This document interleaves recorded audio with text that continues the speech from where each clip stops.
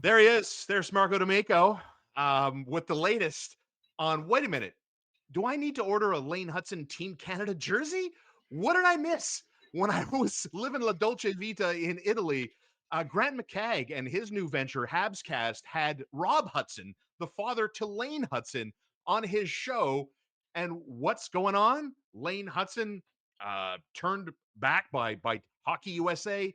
Maybe future Team Canada player, not so fast. I mean, a very sensational headline, very sensational hot topic, no doubt. But Marco, let's dig on this storyline that kind of caught everybody and set the hockey world on fire locally and throughout the hockey world nationally about the prospects of Lane Hutson, Team Canada. You did some digging on this with RG Media and your story, which you can read online. We'll post it here in the comments, but it's nice talk topic, but very unrealistic. Yeah, I mean, I won't even. We'll get into like what I was able to find out after, but just so everyone understands, for a player can switch allegiances in the IIHF once in their career, and to do so, you have to go through a bunch of hoops to make it happen. Number one, you cannot play internationally for 4 years. Number two, then you need to make the application, and you need to be a citizen, right? So there, Rob Hutson or someone in the family, I believe it's Rob, has Canadian citizenship, sure, but like it would need to be reevaluated in terms of what Lane would be, and then you'd have to sit out internationally for 4 years. Now, granted, a lot of people, especially Canadians fans, will say, "Yeah, well, he'll be busy. He won't be able to make it to the World Championships because he's going to be too busy winning cups in Montreal." Well, that's a stance. That's a stance. I heard people tell me that. So I was like, that's a stance. That's a cool stance. But ultimately, this isn't limited to simply just this. The World Cup of Hockey that the NHL is setting up, I believe, is not going to be an IIHF sanctioned event yet. I'm not sure what's happening there. So that's an opportunity. And then you also have, other international tournaments that come into play. So I just don't feel like that's a viable option just from a logistics standpoint. Now, from what I was told, I believe the Grant's episode came out last Thursday. So Thursday being the 4th of September. And so from what I was told, the previous Thursday, so I believe that would make it August 28th or August 28th, Lane Hutson received his Olympic registration papers from Team USA hours before the deadline, which was the next day on the Friday. And Hutson, if that was a guy that wanted to play games, wouldn't have signed them. He signed them right away, despite the small time frame, and sent them right back. And he is a registered option for Team USA for the Olympics. So, like, if there was an opportunity for games would be played. I think what we saw was a quote taken out of context that wasn't properly brought to light. I think it was just a slip of the tongue, unfortunately, from Rob Hutson in this case, where he made a joke that, if everyone goes and watches it, I think, and I appreciate Grant's analysis for scouting and whatnot, but you're kind of looking for that quote, right? You kind of knew about it. Also in your story, right, which again I'll post here at rg.org, that Marco wrote about, and got a quote from Shaun Coffey. Who's Shaun Coffey? Shaun Coffey is Lane Hutson's agent, right? And the quote in the story: "It's easy to take a 60-minute interview and turn it into a 15-second clip for clicks. There is no animosity there from Lane or his father, with both confirming this on the record."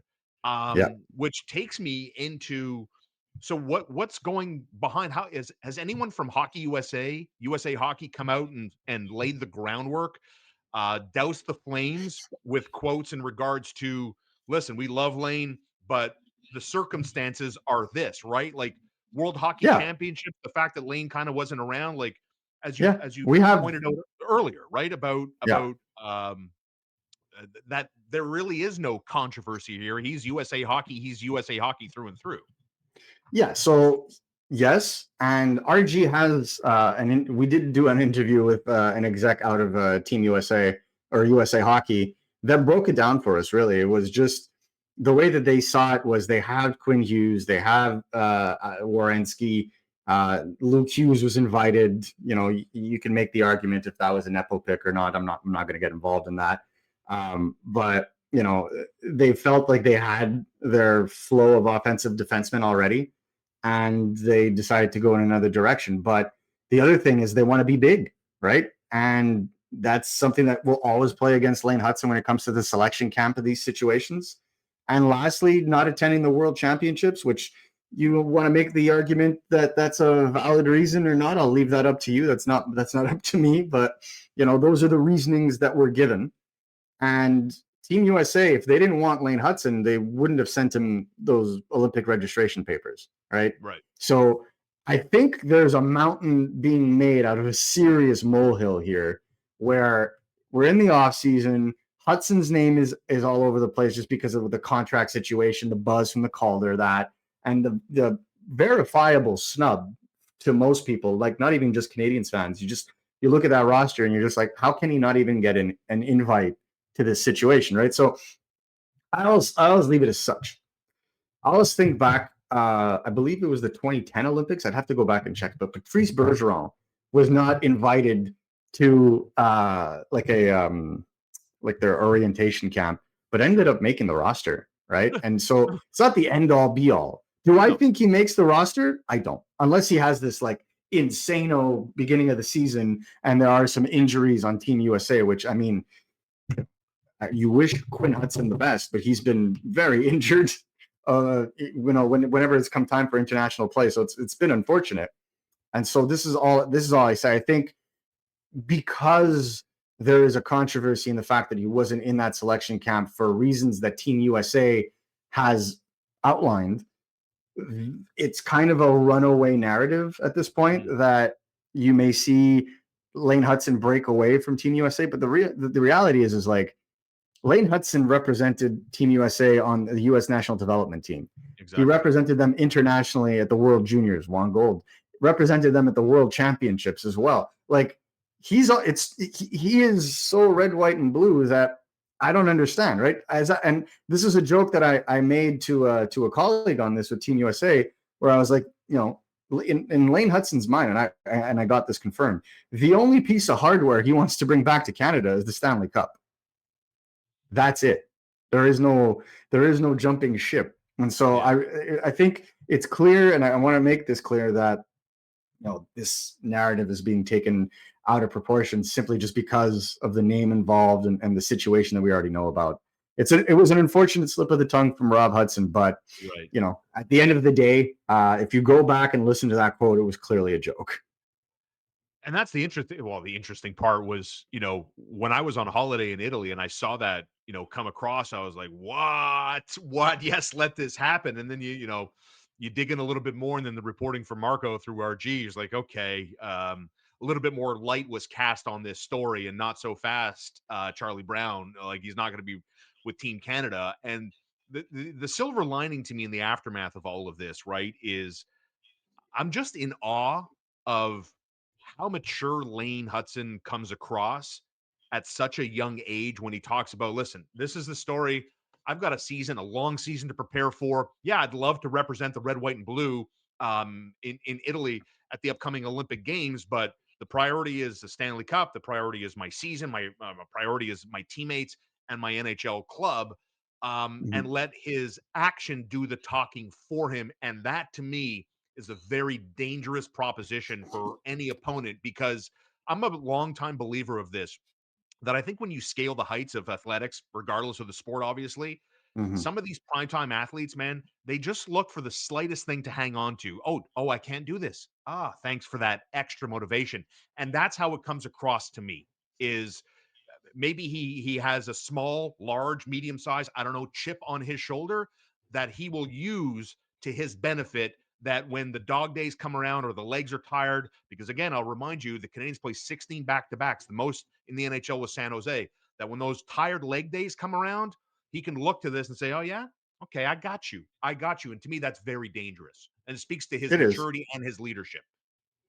Yeah, I think Lane Hutson was extremely motivated already going into this season. I just don't, you know, we'll see what happens. I don't like to be a massive predictor of outcome, but I would be shocked if he didn't come out of the gate just absolutely on fire. I think that he is so done with the noise of late. Yeah, And the impression that I got, in talking to folks around his camp is, he's always been a prove me wrong kind of guy. Like, I'm going to sure. prove you wrong. And I feel like at no point in his career did he feel this motivated to just go in and be like, Mhm. okay, this is no longer am I an NHL player? It's am I the elite? And I think that is a really wild concept for someone who's been doubted his entire life. And it'll be interesting to me to see how the Canadians accommodate that and how that chemistry with the players that he's developed is going to grow this season. Yeah, 100%. And the But play from Lee Hutson is going to mean everything. And I always, we've seen this yeah, before across multiple sports, right? Where mhm, parents come out, give comments, put the athlete in a position, and mhm, I'll just reiterate the fact that nothing seems to really phase Lane Hutson, and maybe it's to what you just alluded to. The guy's been punching uphill all the way to the NHL, and even when he got to the NHL, so there's yeah. going to come a point in time where and I think maybe this season will be it, where you just stop doubting Lane Hutson, whether you're an analyst, a scout, or an opponent about he's too small, he's too small. I mean, the sample size is going to grow, and if his play continues to elevate along with the sample size, that narrative is just going to disappear. Yeah, I look, the narrative I feel will always be there. I think you're always gonna have like PK Subban won the Norris, and there were still always pokes at Short his season, defensive short game, season, right? short Yeah, season. yeah, yeah. There were better defensemen, should have been Chris Letang, like stuff like that, right? So you're always gonna have doubters. And Lane Hutson, like I said, obviously I think there would be less flame on his doubts if he were not a member of the Montreal Canadiens as well. Yep. So, like I remember 10 years ago, it was Eric Carlson versus PK Subban. Yes. Everything I've been seeing this summer now is Jake Sanderson versus Lane Lane Hutson, Hutson. right? So it's Yeah. like the next generation of, fan base flame wars. And Correct. look, the reality is people don't talk about your players unless those players are worth talking about. Nailed it. Nailed it. So I'll leave it at that with Lane. The only thing I will tell you is I don't expect anything to come from this. This is a non-issue. And ultimately, at the end of the day, he's focused, like his priority is winning a cup for Montreal. And should he be given earn a spot on Team USA in 2026 or other, he will proudly represent his country as a member of Team USA. There is no talk, and I've heard no feedback from Hockey Canada where Yeah. there was even like an inkling of a process, like nothing. This is all just a joke that was taken out of context. Oh boy. Oh boy. That's Marco Tell D'Amico. me You can about it. follow him at MN D'Amico. Read him at rgmediarg.org. You can support this show by supporting our sponsor at littlebearonline.com. You can have your pet's snacks and food delivered right to your doorstep.